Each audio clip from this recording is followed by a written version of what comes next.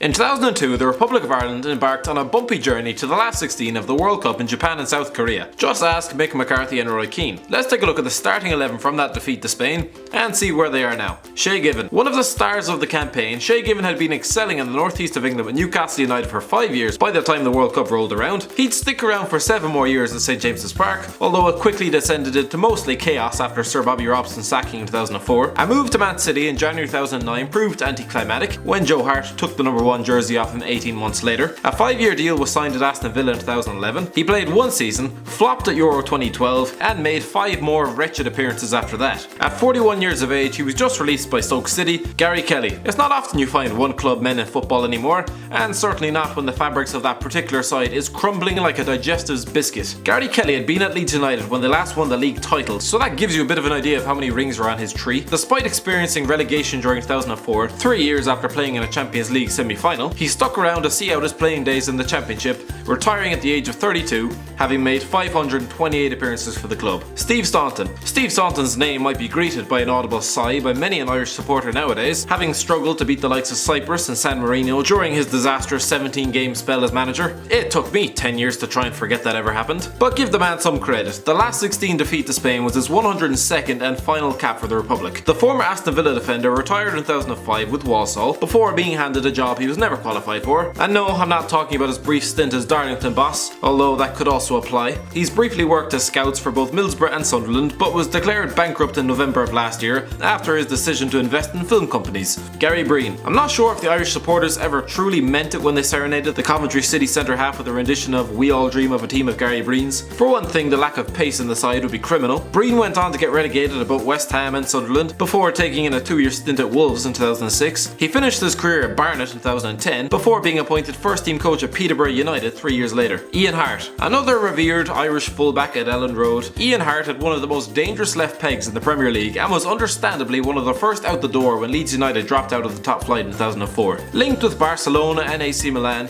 it did seem a little anticlimactic for Irish fans everywhere that he ended up at Levante. He'd returned to England in 2007, taking in unsuccessful short-lived spells at both Sunderland and Blackpool, but then just when everyone thought his career was pretty much over, he went and bagged 18 goals for Carlisle United, still as a left back, as they finished 14th in League One. He repeated his goal-scoring feats in the Championship with Reading, scoring 11 in his debut season before earning promotion back to the top flight after an 8-year absence. How's that for a resurgence? He hung up his boots in 2015 at Bournemouth and currently works as a football agent. Steve Finnan. Where is Steve Finnan now? Good question. The man has gone into virtual hiding since calling time in his career at Portsmouth 7 years ago, with his last appearance coming in an FA Cup final defeat to Chelsea. The Limerick man had gone on to enjoy a successful career, earning a switch from Fulham to Liverpool in 2003, where he won pretty much everything in sight, bar the league title of course, although he did miss out on all the good stuff in Istanbul, having been hauled off at half time. Mark Kinsella. A less remembered but still important member of that Irish side, Mark Kinsella only lasted 2 more years in an Irish shirt before calling time on a 6-year international career. He'd seen pretty much the best years of his career by that time, with the then 30-year-old going on to make little impact at Aston Villa, Walsall and Lewes,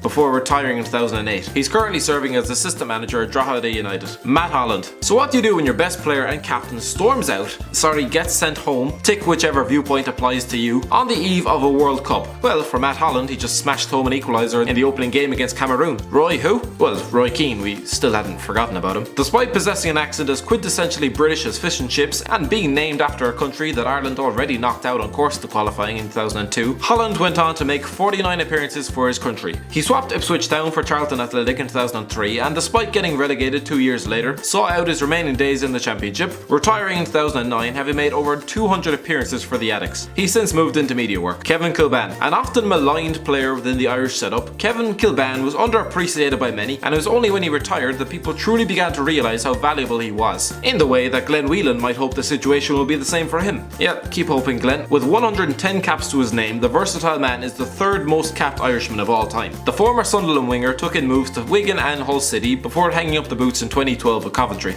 He's currently a full-time pundit and commentator, and is also a patron of the Down Syndromes Association. Damien Duff. A sprightly-faced 23-year-old in 2002, there's not many more tantalising sights in Irish footballing history than a young Damien Duff twisting and turning the Spanish defenders in knots, frightening them to death on that humid night in South Korea. The exciting Blackburn Rovers prospect of course got his big move, a £17 million acquisition the next summer as part of the Russian revolution at Stamford Bridge. He lit up West London for a limited time only, helping the club to 2 league titles before moving to Newcastle in 2006, where everything that could go wrong pretty much did, culminating with his final day own goal that sent the club into the Championship in 2009. A move to Fulham reignited his spark, scoring 22 goals in 173 appearances for the Collegers, before bowing out at the age of 35 at Shamrock Rovers. He's currently doing media work alongside someone who once claimed that Ronaldo wouldn't make it. Robbie Keane. At 21, Robbie Keane was achieving big things on the world stage during that World Cup.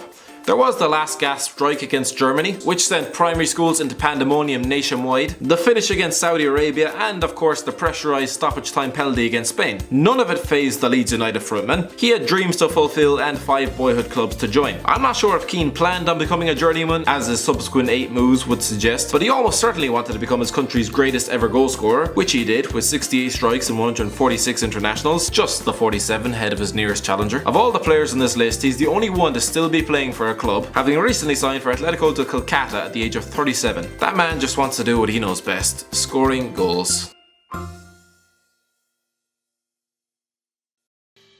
Thanks for watching. Don't forget to like, share and subscribe.